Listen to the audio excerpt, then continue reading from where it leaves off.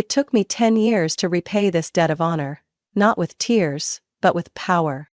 If anyone ever thought I was weak, that night was when they realized they had chosen the wrong opponent. Beneath the glimmering crystal lights and the echo of arrogant laughter, I stood there. Like a ghost, at my own family's party. They didn't know who I was, and that made me smile. They still thought I was the same nobody Sophia, just the girl who made coffee and took stupid notes for someone more powerful. They were wrong, and that night was the last night they were allowed to be. The annual Becker family gathering unfolded like it always did. Lavish, suffocating, and soaked in expensive perfume mixed with that all-too-familiar sense of superiority. I walked into Aunt Lorraine's mansion as if I had stepped back in time, a place where every gaze was programmed to judge, assess, and categorize you, like a product on a shelf.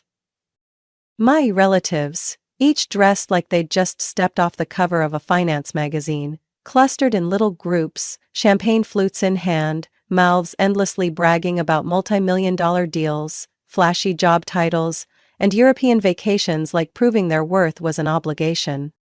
I stood in the corner, wearing a simple black dress. Not flashy but just polished enough to avoid being labeled low class. To me, it felt like armor. A thin shield between me and their sharp glances. "Sophia?" Aunt Lorraine's voice cut through, sharp as a razor. "Goodness, I almost didn't recognize you." "Still working as a secretary, sweetheart?" I raised my glass, smiling behind the rim. "I'm an executive assistant, Auntie." She raised an eyebrow, her bright red nails glinting under the chandelier. "Oh, still at that company, Skyline Solutions?" Her tone tinged with pity. "That's cute, but you're smarter than that. Why don't you apply to the Becker Corporation, do some real work?" I pressed my lips together, smiling politely, a habit honed over years. I had never heard words that felt both so casual and so sharp, like a dagger tucked neatly under a silk sleeve. "I already have a job that suits me, thank you for your concern." Before I could turn away, my cousin Mason, the eldest son of Uncle Henry, newly appointed as an investment director at the Miami branch, stepped over. "Skyline, huh? I could help you get into something more stable. I've got a few connections at Becker Corp. Maybe secretary to the strategy team, you'd learn more than just typing." I gave a faint smile. "Thanks, but I'm happy where I am." "You're better than that, Sophia, but sometimes you gotta know where you stand, right?" He winked, then leaned toward his wife. "Sophia's always been laughably independent." I turned away, swallowing the melting ice lodged in my throat. In this family, women weren't allowed to be the center. Women were expected to be stable, to marry well, or at best to be a dedicated assistant to the men running the world. To them, my refusal to join the family business was an act of rebellion. Or worse, a sugar-coated failure. They didn't know I had been living a parallel life. They didn't know who I really was. And I liked it that way. I watched them pass by, one by one, talking down to me, their eyes trying to pierce through the plain black dress that bore no designer label. No one asked me what I needed, wanted, or had accomplished. Because to them I was still the bowed-head Sophia, the obedient one, with no future in a world where power is inherited through bloodlines and gender. I said nothing, but in my mind, a countdown had begun. They had no idea where they stood on the chessboard. But I did. Crystal clear. 10 years ago I stood in this very room, not with their contemptuous glances, but with a naive hope that maybe, just once, they'd look at me with fairness. I was 24 then, a fresh MBA graduate from NYU, my head full of plans, strategy maps, and a burning ambition to change the business world. Starting with my own family. I remember clearly the afternoon I scheduled a meeting with Uncle Henry and Aunt Lorraine at the main office of Becker Group, in Midtown. I wore a cheap suit I had saved up for 3 months to buy, holding a business proposal I had revised 18 times. I arrived early, waited nearly an hour while my uncle's assistant sipped her latte without once glancing my way. Finally, I was called into the conference room, where my uncle sat, legs crossed, twirling a pen like I was just another meaningless meeting in his packed calendar. Aunt Lorraine, true to form, didn't miss a chance to act like she was doing me a favor. "Sophia, what exactly are you trying to do with this little project?" she asked, her voice laced with subtle mockery. I took a deep breath, reminding myself not to let pride get in the way. "I want to start a consulting firm for corporate restructuring. I've done extensive market research. Small and medium businesses often can't afford the big consulting firms, and they need something more practical and flexible. I have the plan, and I need startup capital. Just a small part. $50,000 to begin." Uncle Henry leaned back in his chair, smirking. "You just graduated, no experience, never managed anything beyond a school printer, and you want to start a company? I have the expertise. And I have a clear plan, I believe." "Leave? Then go work for someone first and learn the ropes," he cut me off, his voice firm. "You want to start a business? Start in the mailroom here. Do well for a few years, maybe you'll get moved to admin. Everyone climbs from the bottom, even the men." Aunt Lorraine giggled. "Oh, Henry, you'll scare the poor girl." "But, Sophia, have you thought about getting married? A successful man could help make those little dreams of yours come true. Business is hard for women, honey." I bit my lip. Not because they refused the money, but because they refused to see me as someone with potential. In their eyes, I was just a young woman fresh out of school, a faint shadow on the sidelines of the Becker lineage, where every key position was reserved for men with blood ties. I walked out of that building empty-handed, but my head was on fire. That night I rewrote the entire business plan. Then I sat in front of the mirror, looked myself in the eye, and said, aloud for the first time, "From now on, no one gets to steal your dream. And one day, the very people who look down on you today will sit and listen as you lay out the terms." A few months later, I rented a tiny room above an old ramen shop in Queens.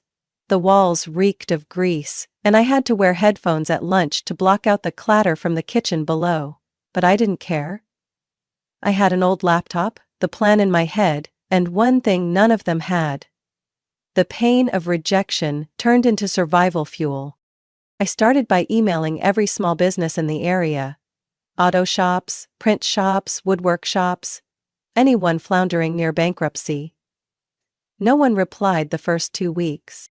But in the third week, a Brooklyn rolling door company responded. They were drowning in tax debt and chaotic inventory management. I met them the next day. No salary demands, no upfront consulting fees, just one shot to prove myself. 3 months later, their revenue was up 60%, and they were no longer at risk of going under. From there, I got more clients. Not many, but enough to survive. And, step by step, I laid the foundation for the empire they said I could never build. I didn't need their support. I needed them to be wrong, so I could be right. In a way they could never imagine. The first company I saved never made it into the papers, but for me, it was the beginning of a quiet revolution. I named my firm Northbridge Partners, a name bland enough not to attract attention from those in my family who could sniff out power, but with a clear meaning. I was a bridge builder, linking despair and hope, collapse and rebirth. My first office was on the 3rd floor of a Mexican restaurant in Flatbush, Brooklyn. Sweltering in summer, leaky in the rain and soaked in the smell of grilled meat. But I loved it like a firstborn. Within those yellowing walls, I rewrote the definition of failure. I handpicked every hire, not based on flashy resumes, but on instinct. I chose people who could listen, stay quiet when needed, and move fast when opportunity flashed. Every employee signed an NDA I wrote myself, 3 pages, no fluff. But firm enough to make anyone think twice before speaking out. My name didn't appear anywhere. In all legal documents, I was listed as a non-operating minority shareholder. The public-facing executive was a contract attorney I hired, with no decision-making power unless authorized by me. I was the CEO. but only in the shadows. I hired a woman named Grace, former operations manager for a supermarket chain, as my admin assistant. When I met partners, I was Sophia, market analyst. When clients called, I was Sophia from strategic support. No one ever asked me, "Who are you really?" I did it for one clear reason. I didn't want the name Becker to ruin everything I built. My family, with their Becker Enterprises empire spanning real estate and finance, had a nasty habit: hunting down dying companies, buying them for pennies, stripping the assets, and tossing the ashes. They called it asset optimization. I called it stealing a company's soul. 1 year after founding Northbridge, I got a strange call from a small print shop in New Jersey, on the verge of collapse after an investment group pulled out suddenly. I went in, read the paperwork, and saw the name BKR Acquisitions, LLC on the controlling shareholder list. I nearly threw the whole file on the floor. BKR was a subsidiary of Becker Enterprises. At that moment, I knew I'd found my real mission. Not just saving small businesses, but cutting off the claws of my own family. I restructured that print shop in 3 months, cut costs, renegotiated the lease, got them online with on-demand printing, revenue up 38% in 2 quarters. More importantly, they were strong enough to say no to BK. From then on, I tracked every deal Becker Enterprises touched. Same names, same tactics. I quietly reached out from Northbridge to companies they planned to swallow. Not all trusted me, but some accepted the lifeline. No fanfare. I dismantled takeovers with strategy, data, and absolute silence.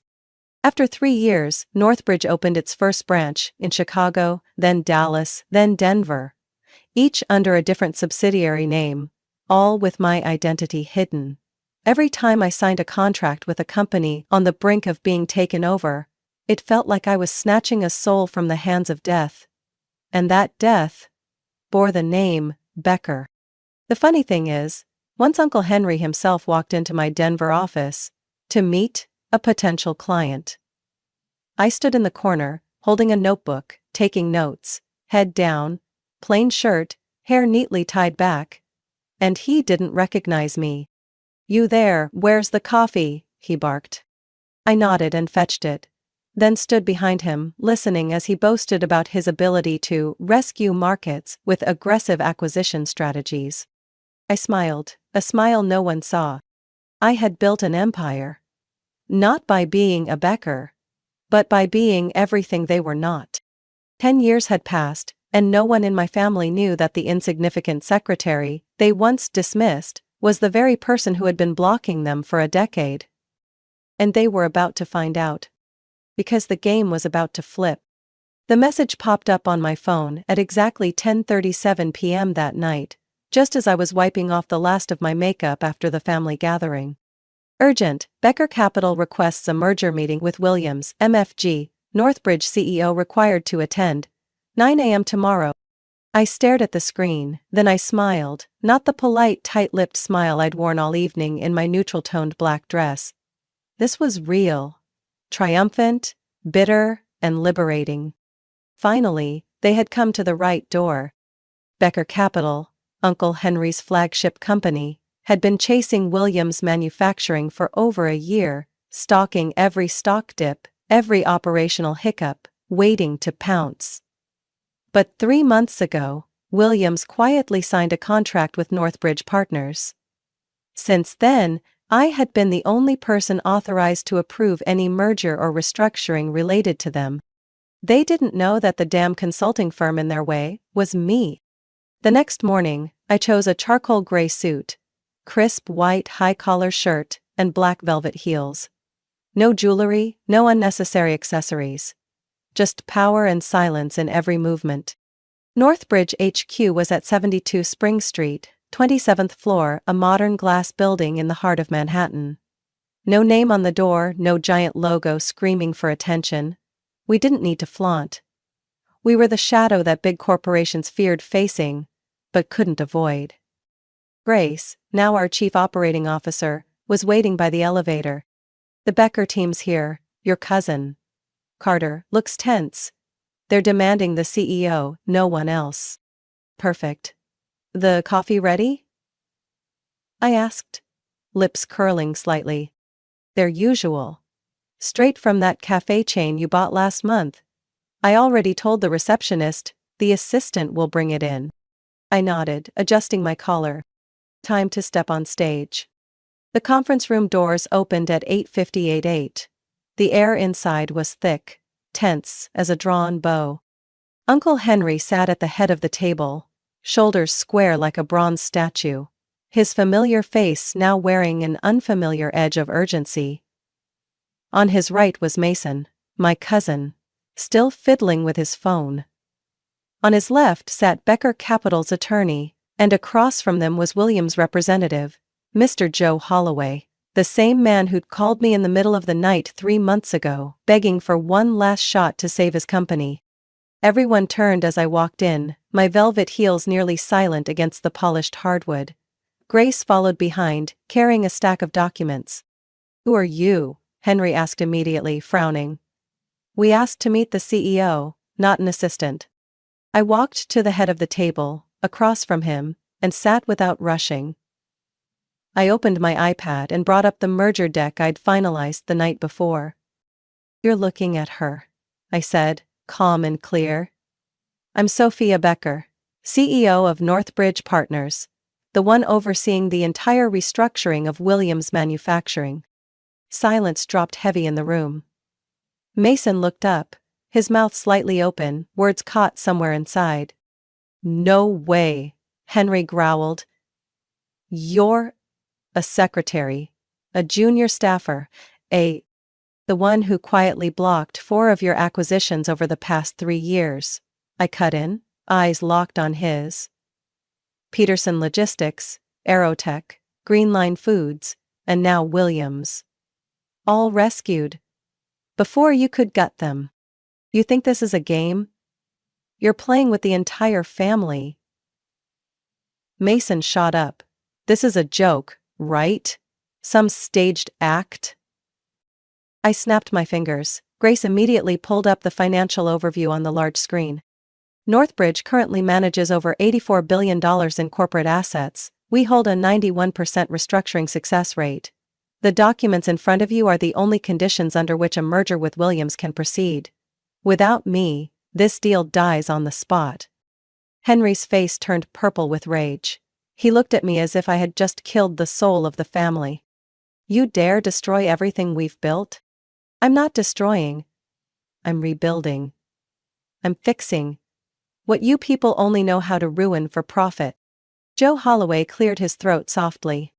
"If it weren't for Sophia, Williams wouldn't even be here today. I'm not discussing a merger with anyone else but her." I turned the iPad screen toward them, a half smile on my face. "You have 17 minutes to decide. If you don't sign, I'll start buying Becker Capital shares on the market. I've already set up the investment fund for it." Mason collapsed into his chair, eyes wide like they were about to fall out. Henry stared at me, as if trying to find the girl who once stood at his office door 10 years ago, trembling as she handed him a business plan that got torn apart in 5 minutes. Now that girl was sitting at the head of the table, holding all the cards. "I hope you still read contracts carefully before signing, Uncle Henry," I said, sliding the documents toward him. "Because this isn't an offer.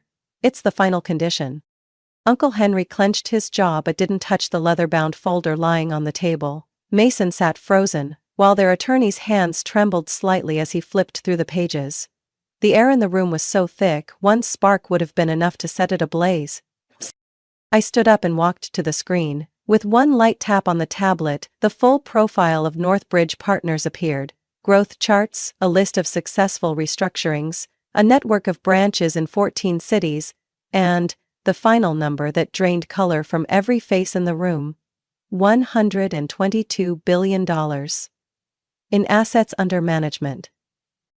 "We have a 94% success rate in corporate restructuring over the past 5 years." I said, letting my gaze sweep across the room. "And starting tomorrow, if this deal isn't signed on time, Northbridge will activate our asset protection fund, to begin purchasing every available share of Becker Capital on the open market. "You're threatening us?" Mason growled. I turned back and looked him straight in the eye. "I'm not threatening, I'm offering a less painful path for everyone, but if you want to call it a threat, I won't stop you." Uncle Henry slammed his hand on the table. "You're my blood." "A Becker! You turn your back on this family for some cheap power play?" "I didn't turn my back on the family turned its back on me 10 years ago, when you shredded my business plan, threw it in the trash and told me I should learn how to make coffee. Today, I'm just handing you a different kind of document, one that actually holds value." Grace, as planned, stepped forward and distributed an additional document, the restructuring plan for Becker Capital post-merger. I let them read in silence for nearly 2 minutes before continuing. "We're not destroying Becker Capital. We'll retain the efficient divisions, eliminate controversial acquisitions, and rebuild from the ground up. You can stay on as an advisor, but executive authority will shift to a new board, appointed by Northbridge." Mason shot up. "You can't do that. We're family, we're founders. And that's exactly why you think you're exempt from reality. But in this room, we're talking corporate law, not family ties. Northbridge now holds enough financial power to dominate the market, and Williams Manufacturing is just one piece of our broader strategy. If you refuse to cooperate, we're ready to do this the harder way." Becker's lawyer leaned in to whisper something to Uncle Henry, who continued staring at me like he'd just been punched in the face. His expression twisted, then loosened, like a defeated man forced to swallow bitter truth. "You planned all of this from the start," he muttered. 10 years. Just to take down your own blood." "No, Uncle," I replied, my voice calm and cold. "I spent 10 years building something that was actually worth something. You brought yourself down long ago. I just happened to arrive in time to clean up the mess." Grace signaled and the technician shut off the presentation screen. I looked at the clock. "You have until 5 p.m. today to sign the agreement. If not, the automatic share buy orders will be triggered at 9 a.m. tomorrow." I gathered my documents and stood. "One more thing, Uncle Henry. The wine you drank at last night's party from that Napa Valley vineyard is now owned by Northbridge. I bought it last month." "And the cafe whose coffee you demanded this morning?" "That chain is one of my investments too." I stopped at the door, my eyes sweeping over both Mason and my uncle. "The truth is, I don't hate my family. I've just stopped tolerating being trampled by people who think I only belong on the sidelines." The door closed behind me. Silent. Steady. And finally, free. In the elevator, Grace handed me a latte. "From your cafe chain, custom blend." I took the cup and inhaled deeply. Tastes better knowing I'm not the one delivering it anymore. That afternoon, at exactly 4:52 p.m., the Becker Capital Board of Directors sent an email confirming acceptance of all terms in the merger agreement with Northbridge Partners. No apology, no extra words. Just a dry PDF file, heavy with the weight of surrender and despair. I printed it, placed it on the desk, and sat quietly for a few minutes. Not to savor the victory, but to close a chapter that had weighed on me for a decade. That night my name, Sophia Becker, was officially updated in Northbridge's public records as the founding CEO, and the next morning, every major business paper ran the headline. "The woman once labeled a secretary takes over the family empire with a strategy both insane and brilliant. Becker falls, Northbridge rises to lead the game." I didn't read them all, just skimmed, then tossed my phone on the desk. I didn't need those articles to prove I had done it. The only person who ever needed to know was me. And I'd known for a long time. 3 days later, Mason was forced to step down from the board. The shareholders no longer trusted a man who sat in a boardroom and failed to realize he was wearing pajamas in a room full of wolves. James, the cousin in charge of finance, fared even worse. An internal audit by Northbridge revealed his involvement in 2 insider trading investments. Not enough for criminal charges, but enough to end his career. He was placed on indefinite leave and removed from all executive functions. And Uncle Henry? He sat in stunned silence at the first meeting in his new role as powerless advisor. No chairman's seat, no voting rights. No one obligated to obey. He sat there, eyes locked on me, as if trying to figure out how the girl he once banished to the mailroom was now at the head of the table, making decisions in his place. I didn't return that look. I simply led. Issued restructuring directives, trimmed bloated divisions, rebuilt core values. And most importantly, changed the culture. We introduced a comprehensive equality policy. Women could run for any leadership position in what was now the Northbridge Becker Group. Every department had to include at least one representative from underrepresented communities. All new investment contracts came with corporate ethics clauses. I dismantled Uncle Henry's top floor office, once the symbol of his power, and turned it into a co-working space for women-founded startups. I named it The Summit. At the launch press conference for our new strategy, I didn't stand on stage alone. Next to me was Grace, the woman who had once been an assistant, now our chief operating officer. Beside her were 3 young women leaders who had previously been denied promotions under the old Becker regime. I made it clear. Northbridge, Becker, doesn't exist to dominate the market. We exist to change how the market operates. From exploitation to empowerment. From exclusion to inclusion. That same month, a letter arrived at my office. No title, just labeled, "To Sophia." The handwriting was shaky, but familiar. I've lived wrong for most of my life. I thought I was building something, but I was only destroying. You showed me that strength doesn't come from the loudest voice, but from the most persistent action. I'm not asking for forgiveness, I'm asking you to keep going. Henry. I folded the letter and placed it in a drawer. I didn't respond. To me, forgiveness doesn't require words. It lies in showing him the right path he never chose. A week later, I attended a conference at my old school, where I'd earned my MBA. As I entered the auditorium, I was surprised to see my mother sitting in the front row. My mom was the only one in the family who never laughed when I talked about my dreams. She didn't help me start my company, didn't fund anything, but she didn't stop me either. And maybe, that was more than enough. That day, I ended my speech with just one sentence. If someone ever underestimates you, don't waste your breath trying to prove them wrong. Build something they can't comprehend, until they're forced to look. 3 weeks after the merger was announced, I unintentionally became a household name across both business and mainstream media. I, Sophia Becker, the one once labeled the shadow in the power room, was now dubbed the anonymous female CEO behind a billion-dollar empire.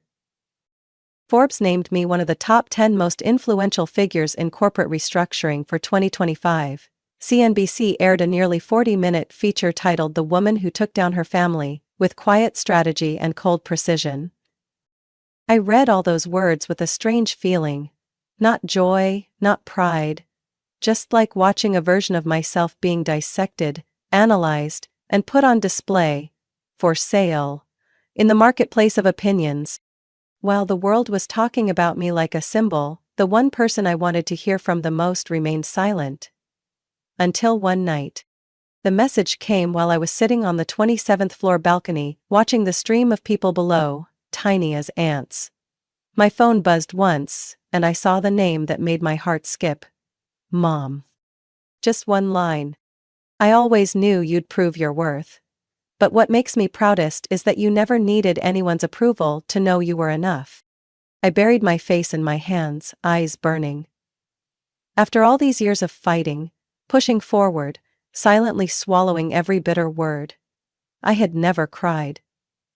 But that message, from the woman who left the Becker house when I was 13, with nothing but empty hands and unwavering faith in her little girl, cracked the ice inside me.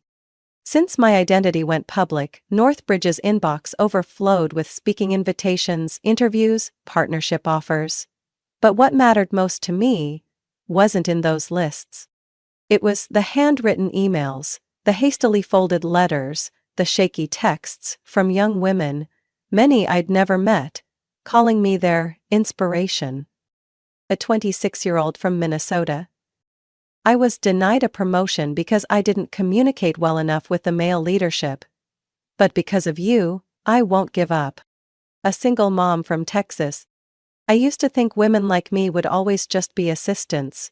You made me believe I deserve more. An MBA student from California. I keep a picture of you in my phone to remind myself every morning.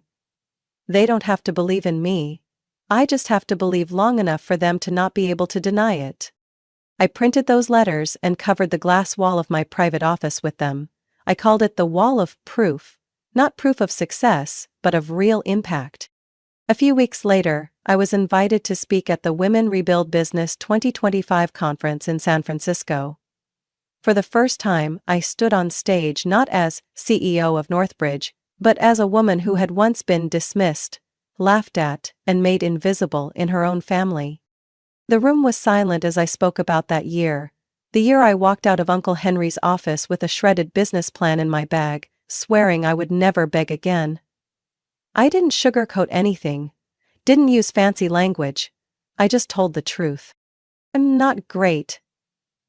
I'm just a little more persistent than most. And one thing I know for sure. If you're a woman in a world not designed for you, you have to be the one to redesign it. When I finished, the applause lasted nearly a full minute. Not applause for admiration, but for recognition. They weren't clapping for me. They were clapping for themselves, and for everyone who'd ever been told they were not good enough.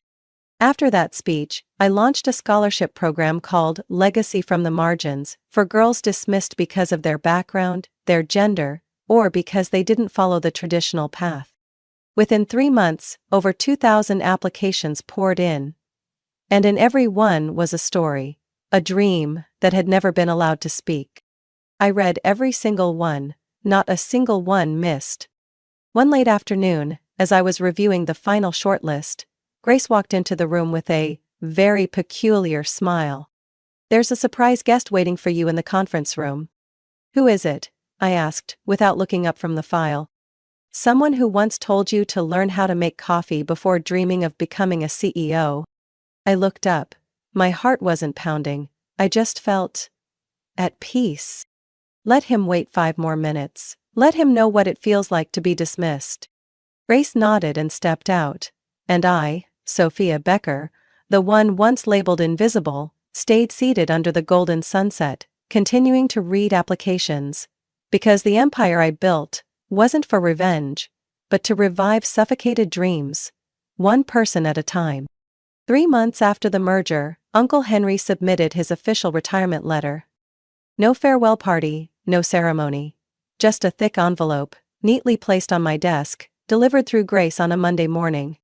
I opened it while sipping coffee, the most expensive blend from my own chain, his former favorite. The first page was a dry legal document, but the second page, handwritten in strong but slightly shaky script, made me pause. "Sophia, I once thought I was teaching you a lesson in reality, but in truth, you were the one who made me rethink everything. I used to measure success by profit, control, and domination.